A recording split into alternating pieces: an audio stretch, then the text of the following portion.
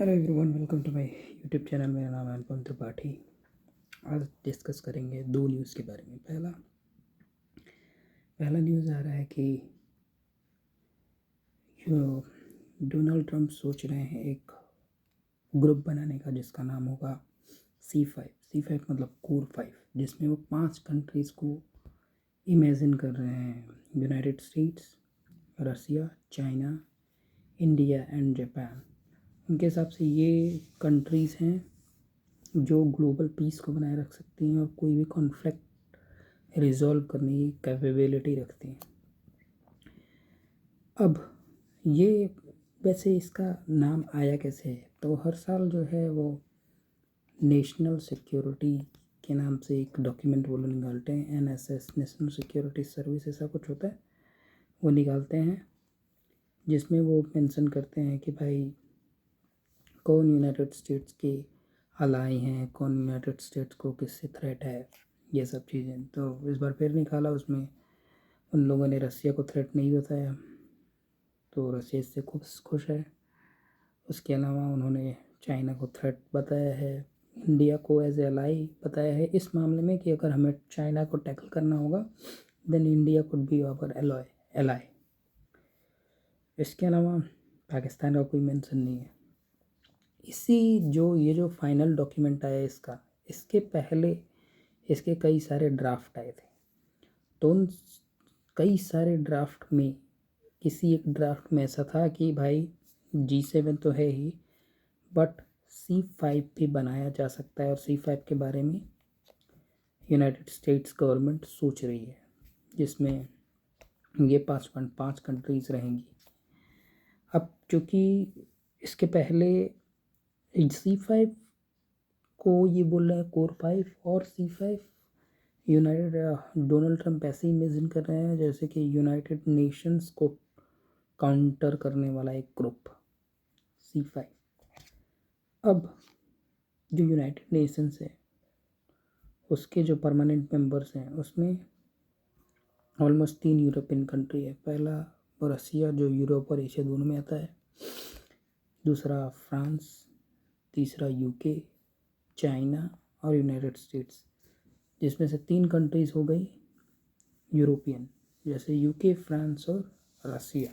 रसिया को भी अगर क्योंकि यूरोप में उसका मोस्ट ऑफ द पार्ट आता है, थोड़ा पार्ट आता है एशिया में, तो यूरोप और एशिया दोनों में आ जाता है।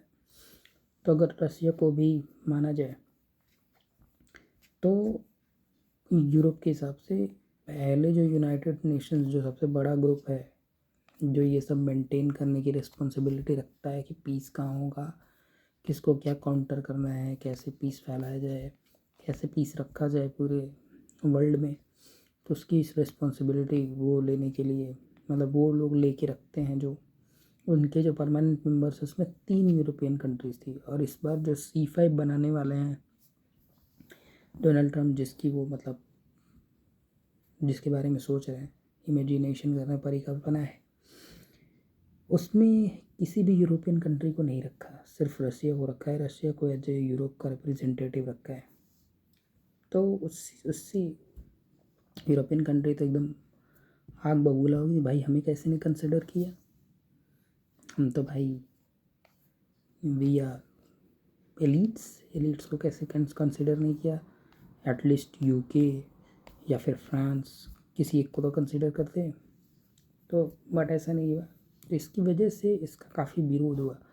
काफ़ी यूरोपियन न्यूज़पेपर्स में, वेस्टर्न न्यूज़पेपर्स में पब्लिश हुआ कि भाई C5 की परिकल्पना हो रही है, C5 में ये कंट्रीज आएंगी, बन नहीं पाएगा ऐसा वैसा, और ये सब चीज़ें कि यूरोप को कैसे इग्नोर कर दिया। तो ये तो एक न्यूज़ हो गई। दूसरी न्यूज़ आ रही है कि इंडिया और यूनाइटेड स्टेट्स का जो ट्रेड नेगोशिएशन हो रहा है उसको लेकर इस टाइम इंडिया में यूनाइटेड स्टेट्स के ट्रेड रिप्रेजेंटेटिव्स आए हुए हैं ऑलरेडी, और ट्रेड नेगोशिएशन चल रहा है। और और उनके कांग्रेस में उनके जो ट्रेड नेगोशिएशन के चीफ हैं आई बिलीव, उन्होंने कांग्रेस में उनके बोला कि भाई India is hard nut to crack. मतलब इंडिया के साथ डील तो मिल रही है, पर जैसी डील यूनाइटेड स्टेट्स चाहता है, जैसी डील ट्रंप चाहते हैं, वैसी डील अभी नहीं मिली। पर उन्होंने कहा कि हालांकि जैसी डील हम चाहते हैं वैसी डील नहीं मिली है, बट स्टिल आज तक की सबसे अच्छी डील हमें, अभी तक की सबसे अच्छी डील जो यूनाइटेड स्टेट्स को मिलती है आज तक, उसमें सबसे अच्छी डील ऑलरेडी मिल चुकी है। अब प्रॉब्लम क्या आ रहा है? प्रॉब्लम आ रहा है एग्रीकल्चर सेक्टर, जिसका एक्सेस इंडिया देना नहीं चाहता, डेयरी और एग्रीकल्चर। क्योंकि देखो, इंडिया में किसान जो है अभी वो उतना धनी नहीं है।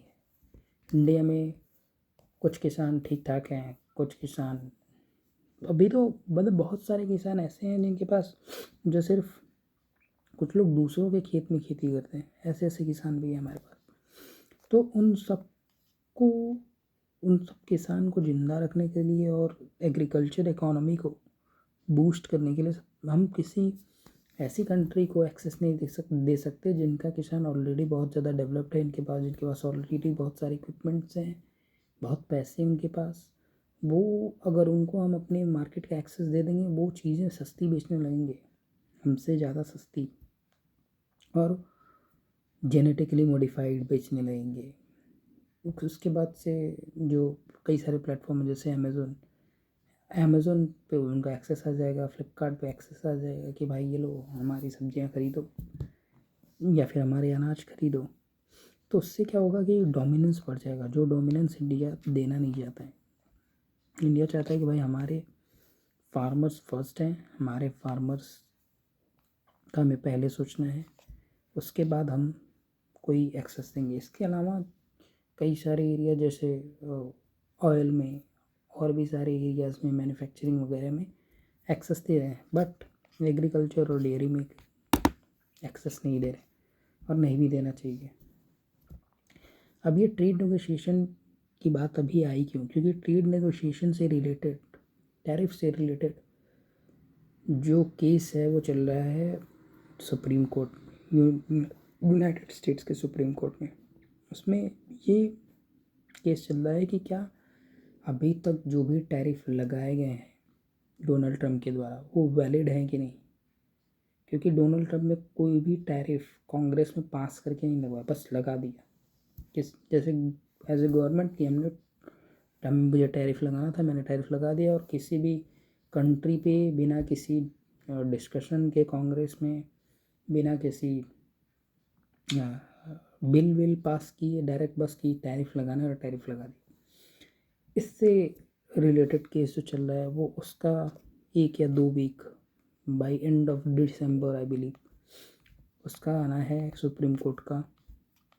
तो उसके लिए इंडिया वेट कर रहा है कि भाई अगर वो आ जाता है तो, और अगर उसमें ऐसा भी हो जाता है कि नहीं भाई जो टैरिफ थे वो वैलिड नहीं थे, ठीक है, और पूरा टैरिफ वैलिड नहीं है, तो फिर तो मतलब बहुत अच्छा हो जाएगा, बहुत फ़ायदा होगा इंडिया को कि कोई टैरिफ नहीं रहेगा, तो किसी भी कंट्री पे कोई टैरिफ नहीं रहेगा। लेकिन अगर ऐसा बोला कि नहीं टैरिफ वैलिड, ठीक ठाक टैरिफ वैलिड है बाकी कंट्रीज़ पे, पर 50% टैरिफ इंडिया पे इज़ नॉट वैलिड, इसको कम करो, एटलीस्ट 10%, 12%, 15%, 20% तक रखो।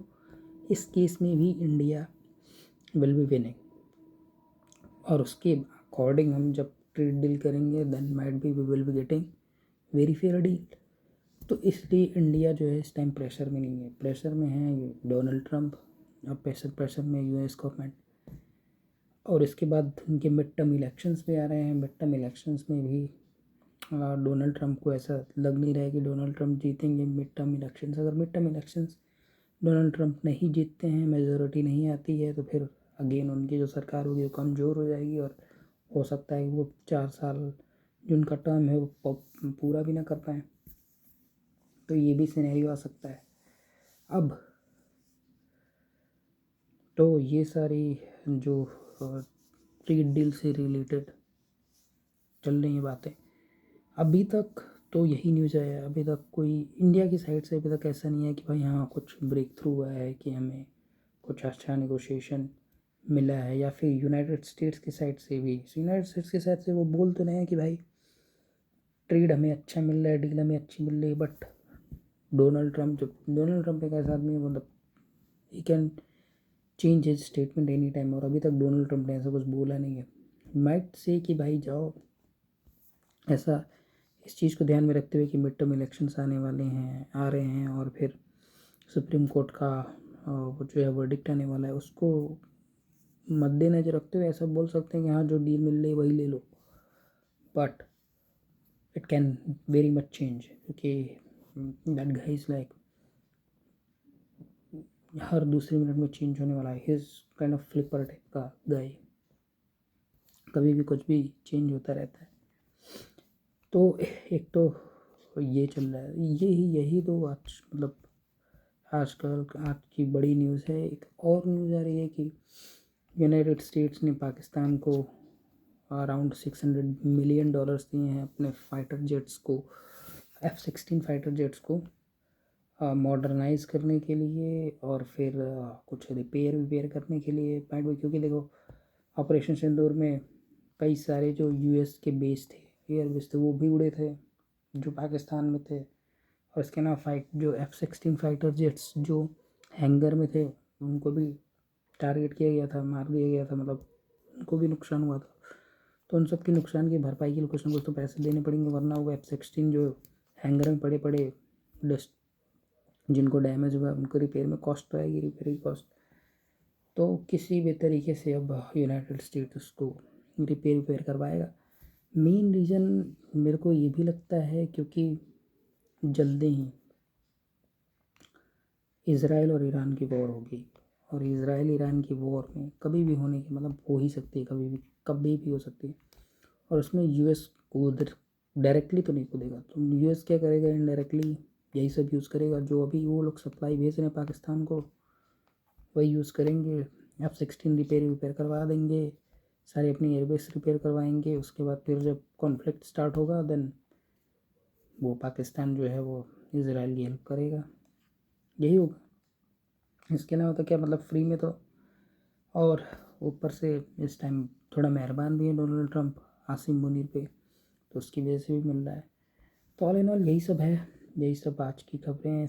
इसके बाद अगर कोई अपडेट आता है, न्यूज़ आती है, तो उसके लिए मैं अपडेटेड वीडियो कल लेके आऊँगा ही। तब तक के लिए please like share subscribe and comment. Thank you.